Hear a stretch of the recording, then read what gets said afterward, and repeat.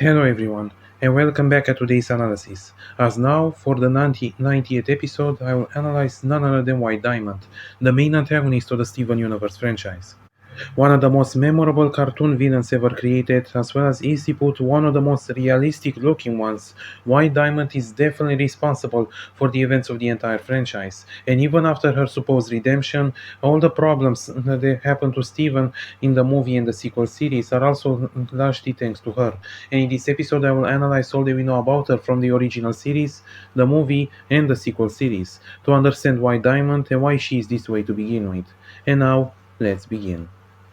White Diamond was created on the gem homeworld roughly 20,000 years before the events of the franchise, around the year 18,000 BC, and eventually the exact circumstances of her creation are completely unknown, but she ended up creating another three diamonds, yellow, blue, and pink diamonds, and thus she officially helped to create other gems, all each one of them having their own personalities and self-awareness, but each one of them being a different type of gem and contributing to what became the Gem Society, with the diamonds forming together the Great Diamond Authority, which will become the greatest power into the Gem Empire.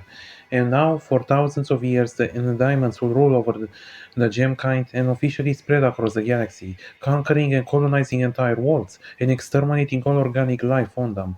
And of course, White Diamond serves as the de facto ruler of the Gem Empire, with the Yellow Diamond as the head of the military, Blue as the head of the scientific corps, but sadly Pink Diamond having no role whatsoever.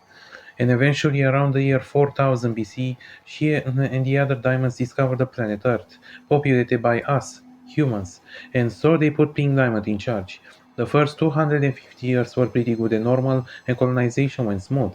And the next 250 years, however, a new kind of rebel faction, the Crystal Gems, officially arisen and desire to liberate the gem kind from the diamonds. And of course, by 3500 BC, the Gem War raged on Earth between the Crystal Gems supported by humanity versus the Gem Empire. And for 1,000 years, the Gem War will rage on Earth. And of course, the other diamonds, white included, will urge Pink in order to complete the colonization. But during this whole ordeal, Pink Diamond sadly was shattered by Rose Quartz, and thus the Earth was no longer a viable colony, and so new gem experiments were created on the planet, including the Cluster, a geo-weapon that is meant to destroy the Earth and eventually avenge Pink Diamond's death. And by 2500 BC, as the war officially came to an end with the Crystal Gem victory, the entire Diamond Authority launched together a diamond attack upon the Earth that meant to exterminate all the rebel gems on the surface, only to turn them into monsters.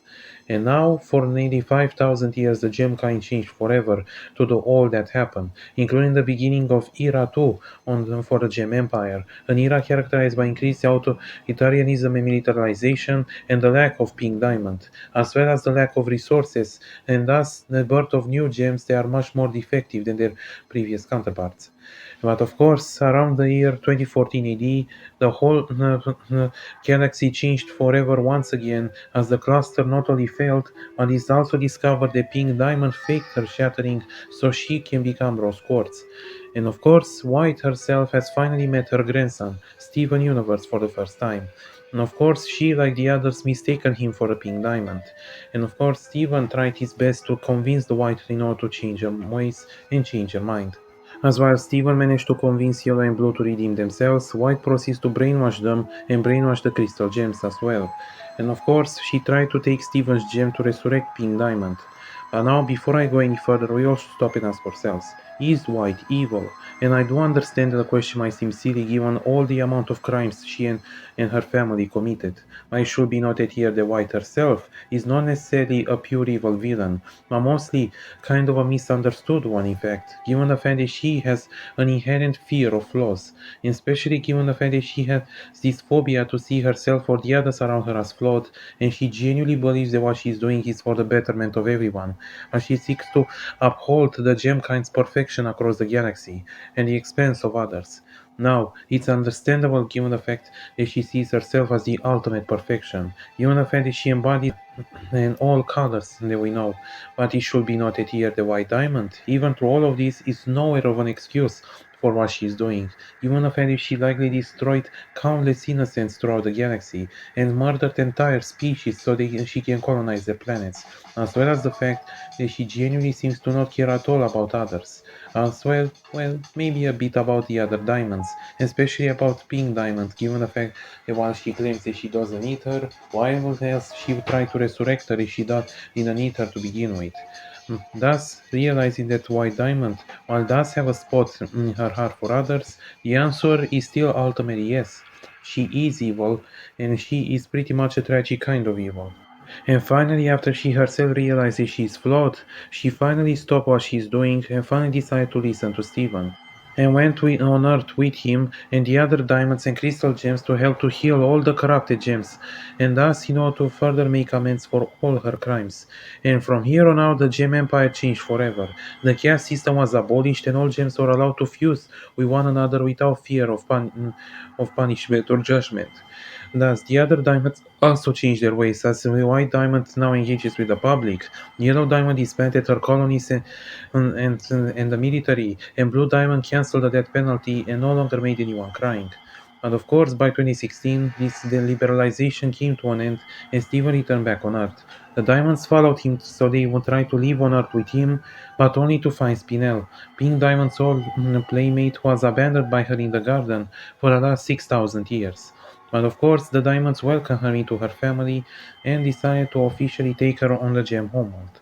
And now by 2017 things changed further, even though the Gem Empire embraced democracy and the Diamonds decided to help the other gems in order to further atone for all their crimes.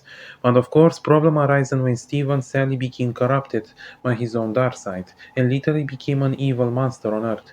And so the Diamonds finally realized that all they have done to Steven seemed to become like this, and decided to, especially White, who officially has absolute remorse for all the crimes she committed, especially to do seeing Stephen like this. And she and the others all team up together to help to heal Stephen and to save him from his master state. So in the end, who is White Diamond? She's nothing more but a simple tyranness who tried her best to uphold perfection upon all her subjects, including her own family. A tyranness that will ultimately come to see the errors of her ways and finally decide to change herself for the better. And a monster that will officially redeem herself in the eyes of her family and will try her best to uphold for all the crimes she committed. And a tragic villain that could easily be called as one of the most memorable characters made in animation. Thanks for watching. Don't forget to give a like and subscribe and have a nice day. I'm sorry, but what is that smell? I don't smell anything. Ugh, that's because you live here.